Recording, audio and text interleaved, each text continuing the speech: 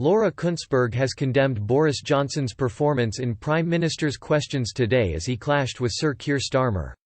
The two party leaders squared off in PMQs today, but according to the BBC journalist, the Prime Minister suffered from the lack of support from fellow Tory MPs in the chamber.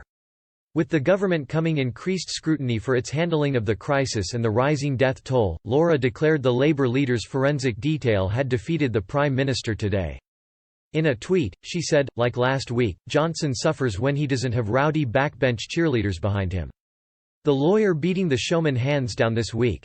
The clash between the pair comes as a YouGov poll of 1,674 adults from May 9 to 10 evaluated the public opinion of Sir Keir. 4 in 10 said the Labour leader had done very well, while just 17% stated he had performed very badly or fairly badly. During the session, Sir Keir questioned the Prime Minister on a range of issues relating to the current coronavirus pandemic. Chiefly among Sir Keir's questions, was why the government did not use a slide which compared the UK's deaths with the rest of the world. Since the beginning of the government briefing, Sir Keir stated the chart was continually used in order to give the public a good idea of the pandemic. Sir Keir said, yesterday the overall figures given at the press conference for those that had died from COVID-19 was 32,692. Each one a tragedy. For many weeks the UK has been compared to other countries. Last week I showed the Prime Minister his own slide, showing the UK now has the highest death total in Europe and second highest in the world. A version of this slide has been shown at the number 10 press conference every day since March 30. That's 7 weeks. Yesterday the government stopped publishing the international comparisons and the slide is gone. Why?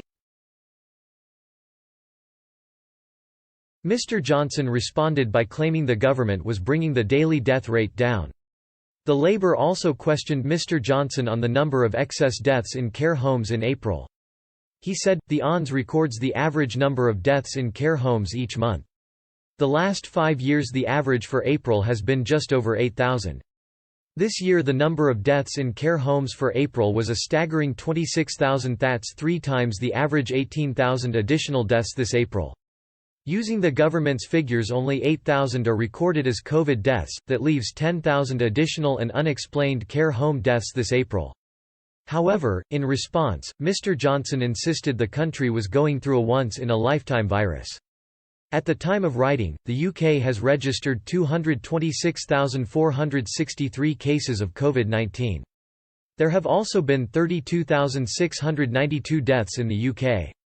This comes amid the easing of certain regulations in England, such as being able to exercise multiple times a day or being able to see one person from outside their household.